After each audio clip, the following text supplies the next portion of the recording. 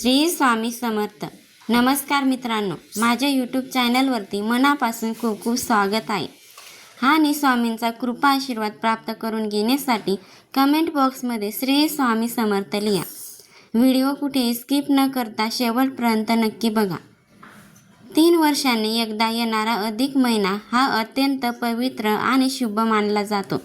या महिन्याला पुरुषोत्तम महिना असेही म्हणतात, कारण हा महिना स्वतः भगवान विष्णूंना समर्पित आहे. वर्षातील इतर महिने जसे साधे असतात तसा हा महिना नसतो. या महिन्यामध्ये केलेले प्रत्यक्ष व कार्य अनेक पटीने फळ देणारे मानले जाते. म्हणूनच आपल्या पूर्वजांनी ह्या महिन्यात पूजा पाठ, दान धर्म, सेवा, जप आणि देवभक्ती करण्याला खूप मोठे महत्त्व दिले आहे. असे मानले जाते की अधिक महिना हा आपल्या जीवनातील अडथळे कमी करण्यासाठी आणि घरात सुख शांती निर्माण करण्यासाठी अत्यंत प्रभावी काळ असतो. अनेक घरामध्ये या महिन्यात सकाळ संध्याकाळ दिवा लावला जातो, विष्णू सहस्त्रनाम वाचले जाते, एकादशीचे व्रत केले जाते, तसेच गरजू लोकांना दान दिले जाते. कारण ह्या महिन्यात केलेल्या चांगल्या कर्माची पुण्य अनेक जन्मापर्यंत साथ देते अशी श्रद्धा आहे. पण ह्या अधिक महिन्याची कथा अत्यंत भाविकांनी आणि मनाला स्पर्श करणारी आहे. असे मानले जाते की पूर्वी ह्या महिन्याला कोणीही स्वीकारत नव्हते. हिंदू पंचांगामध्ये सूर्य आणि चंद्र यांच्या गणनेमध्ये फरक निर्माण झाल्यावर हा अतिरिक्त महिना तयार होत असे. पण ह्या महिन्यामध्ये कोणतेही मोठे सण नव्हते, कोणतेही उत्सव नव्हते आणि म्हणून लोक या महिन्याकडे कमी महत्त्वाच्या नजरेत पाहत होते. काही ठिकाणी ह्या महिन्याला मलमास असेही म्हटले जाईल आणि शुभ कार्य टाळले जात, त्यामुळे हा महिना दुःखी झाला अशी कथा सांगितली जाते की हा महिना सर्व देवांकडे गेला आणि म्हणाले की इतर सर्व महिन्यांना मान सन्मान मिळतो, पण मला कोणीही स्वीकारत नाही. माझ्यामध्ये कोणतेही मोठे सण नाहीत, त्यामुळे लोक मला अशुभ समजतात. हे ऐकून सर्व देव शांत राहिले, पण भगवान विष्णूंना त्या महिन्याचे दुःख सहन झाले नाही. तेव्हा भगवान विष्णूंनी त्या महिन्याला आपल्या आश्रयात घेतले आणि म्हणाले की आजपासून हा महिना माझा असेल. मी स्वतः ह्या महिन्याला स्वीकारत आहे. माझे नाव पुरुषोत्तम आहे, म्हणून आजपासून हा पुरुषोत्तम महिना म्हणून ओळखला जाईल. ह्या महिन्यात जो भक्त श्रद्धेने पूजा दान धर्म आणि सेवा करेल त्याला अनेक पटीने पुण्य मिळेल. असे म्हणतात की त्या दिवसापासून अधिक महिन्याचे महत्त्व खूप वाढले. जो महिना पूर्वी दुर्लक्षित होता तोच सर्वात पवित्र महिन्यांपैकी एक मानला जाऊ लागला. म्हणून ह्या महिन्यात भगवान विष्णूंची पूजा विशेष केली जाते. विष्णू सहस्त्रनाम वाचन, विष्णू सहस्त्रनामावली वाचन, भगवद्गीतेचे वाचन, सत्यनारायण कथा वाचन, सत्यनारायण करणे, एकादशीच्या दिवशी तुळशी पूजा, दान धर्म आणि दिवा लावणे यांना खूप मोठे महत्त्व दिले जाते. हा महिना आपल्याला एक मोठा संदेश देतो की ज्याला जग कमी समजते त्यालाही देव मोठेपणा देऊ शकतो. म्हणून ह्या महिन्यात कोणाचाही अपमान करू नये, गरजू लोकांना मदत करावी आणि मनापासून देवभक्ती करावी असे सांगितले जाते. घरामध्ये सुख शांती टिकून राहावी, संसार आनंदाने भरून जावे, घरात पैसा अन्न आणि समाधान कायम राहावे अशी प्रत्येक आई वडिलांची इच्छा असते. विशेषतः आपल्या मुलीबद्दल प्रत्येक आईच्या मनात कायम काळजी असते. मुलगी सासरी गेल्यानंतर तिच्या आयुष्यात कधी दुःख येऊ नये, तिचा संसार प्रेमाने भरलेला असावा, तिच्या घरात वाद भांडण नसावे अशी ही प्रार्थना प्रत्येक आई रोज देवाकडे करत असते. म्हणूनच अधिक महिन्यात मुलीला काही शुभ वस्तू भेट देण्याची परंपरा खूप जुनी आहे. या महिन्यात मुलीला दिलेली वस्तू ही फक्त भेट नसते, तर आई वडिलांचे आशीर्वाद असतात. आणि त्यामध्ये सर्वात शुभ मानले जाणारी वस्तू म्हणजे चांदीचे निरंजन. हो, चांदीचे निरंजन हे अत्यंत पवित्र आणि शुभ मानले जाते. कारण दिवा म्हणजे प्रकाश आणि प्रकाश म्हणजे देवत्व. ज्या घरात रोज देवासमोर दिवा लावला जातो त्या घरात नकारात्मक ऊर्जा कमी होते आणि सकारात्मक ऊर्जा वाढते. चांगले वातावरण येते असे मानले जाते. अंधार जसा प्रकाशामुळे दूर होतो तसेच जीवनातील संकटेही हळूहळू दूर होतात अशी श्रद्धा आहे. चांदी ही धातू देखील अत्यंत शुभ मानली जाते. चांदीचा संबंध चंद्राशी जोडला जातो. चंद्र मनाला शांतता देतो, स्थिरता देतो आणि घरातील त्यांना उपक्रमी करण्याचे काम करतो असे मानले जाते. म्हणून जेव्हा चांदीच्या निरोजनात रोज तुपाचा दिवा, तेलाचा दिवा लावला जातो तेव्हा त्या घरात सुख, शांती आणि समाधान टिकून राहते अशी भावना असते. अनेक ठिकाणी अधिक महिन्यात मुलीची ओटी भरताना चांदीचे निरोजन दिले जाते.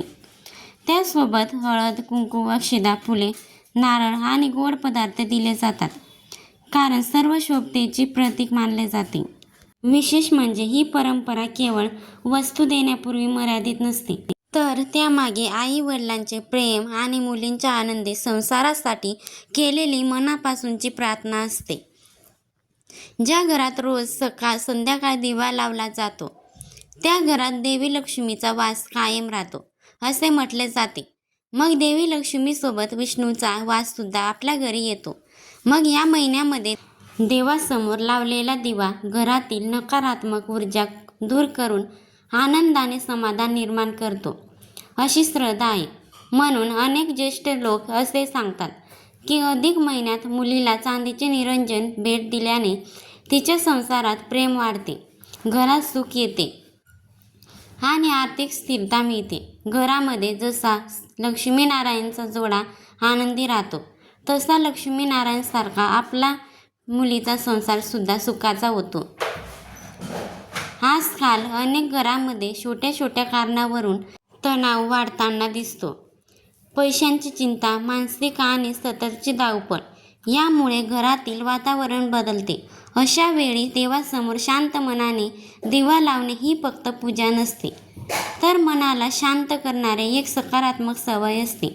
आणि म्हणूनच चांदीचे निरंजन हे फक्त एक वस्तू नाही, तर सुखी संसारासाठी दिलेला शुभ आशीर्वाद मानला जातो. विशेषतः अधिक महिन्यात गुरुवारी किंवा एकादशीच्या दिवशी त्या निरंजनात तुपाचा दिवा लावून भगवान विष्णू आणि माता लक्ष्मीची पूजा केली तर घरात सुख समृद्धी वाढते असे मानले जाते. काही लोक या दिवशी सहस्त्रनाम वाचतात, तर काही लोक ओम नमो भगवते वासुदेवाय या मंत्राचा जप करतात. अनेक घरामध्ये अधिक महिन्यात जावयाला वाण देण्याची सुद्धा परंपरा आहे, श्रद्धेने पाळली जाते. कारण आपल्या संस्कृतीमध्ये जावयाला विष्णूचे रूप मानले जाते. ज्या घरात जावयाचा आदर केला जातो त्या घरावर भगवान विष्णूची कृपा कायम राहते असे मानले जाते. म्हणून या महिन्यात जावयाला प्रेमाने मान देणे अत्यंत शुभ मानले जाते. वाण म्हणजे फक्त भेटवस्तू नाही, तर प्रेम, आदर आणि आशीर्वादाचे प्रतीक आहे. जावयाला कपडे, नारळ, फळे, मिठाई, दक्षिणा किंवा काही शुभ वस्तू दिल्या जातात. त्यामध्ये अनारसे किंवा जे काही वस्तू किंवा गोड वस्तू दिल्या जातात. काही ठिकाणी चांदीची वस्तू किंवा देवपूजेसाठी लागणाऱ्या वस्तू देखील तांब्याच्या देखील दिल्या जातात, कारण ह्या वस्तू घरात सुख, समृद्धी आणि सकारात्मक ऊर्जा वाढवतात असे मानले जाते. कारण चांदी आणि तांबे म्हणजे चंद्राचे निगडीत असतात. या महिन्यात मुलगी आणि जावई दोघांचे सुखी संसारासाठी मनापासून प्रार्थना केली जाते. त्यांच्या घरात प्रेम राहो, समाधान राहो, अन्नधान्य आणि आनंद कायम राहो अशी भावना ठेवून त्यांचा सन्मान केला जातो. विशेष म्हणजे अधिक महिना हा केवळ पूजा आणि व्रत करण्यासाठी नाही, तर नाते जपवण्यासाठी देखील महत्त्वाचा मानला जातो. आई वडिलांचे प्रेम मुलीपर्यंत आणि जावयापर्यंत पोचवण्याचा हा सुंदर काळ आहे. या पवित्र महिन्यात सकाळी लवकर उठून स्वच्छ स्नान करून देवासमोर दिवा लावावा, भगवान विष्णूचे नामस्मरण करावे. शक्य असेल तर गरजू लोकांना अन्नदान करावे, कारण या महिन्यात केलेले प्रत्येक सत्कर्म जीवनात सकारात्मक बदल घडवून आणते असे मानले जाते. काही लोक या महिन्यात तुळशीची पूजा करतात, तर काही लोक पिंपळाच्या झाडाला पाणी घालतात.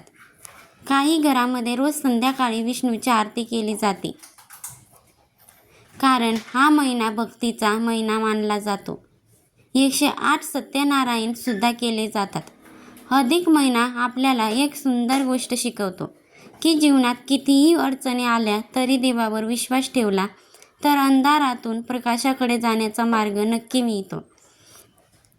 जसा भगवान विष्णूने दुर्लक्षित अधिक महिन्याला सर्वात पवित्र स्थान दिले, तसेच देव आपल्या भक्तांचे दुःख दूर करून त्यांना सुखाचा मार्ग दाखवतो, अशी श्रद्धा आहे.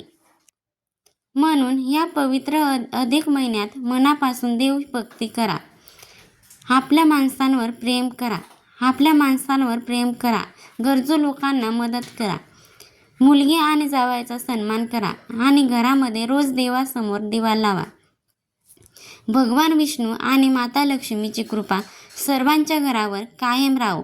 प्रत्येकाच्या संसारात सुख, शांती, समाधान आणि भरभराट नांदो, हीच प्रार्थना. म्हणूनच अधिक महिना फक्त एक अतिरिक्त महिना नसून भक्ती, सेवा, दान, मन शांती मिळवण्याचा पवित्र काळ मानला जातो. या महिन्यात श्रद्धेने केलेली छोटी सेवा देखील जीवनात मोठा बदल घडवू शकते, अशी अनेकांची श्रद्धा आहे. भगवान विष्णूची कृपा मिळवण्यासाठी घरात सुख, शांती राहावी आणि कुटुंब आनंदी राहावे, यासाठी हा महिना भक्तिभावाने साजरा करावा. माहिती आवडल्यास व्हिडिओला नक्कीच लाईक करा आणि तुमच्या मित्रपरिवारासोबत माहितीपूर्ण व्हिडिओ शेअर करा. चॅनलवरती नवीन असाल तर चॅनलला सबस्क्राईब करा. श्री स्वामी समर्थ. जय जय स्वामी समर्थ. धन्यवाद.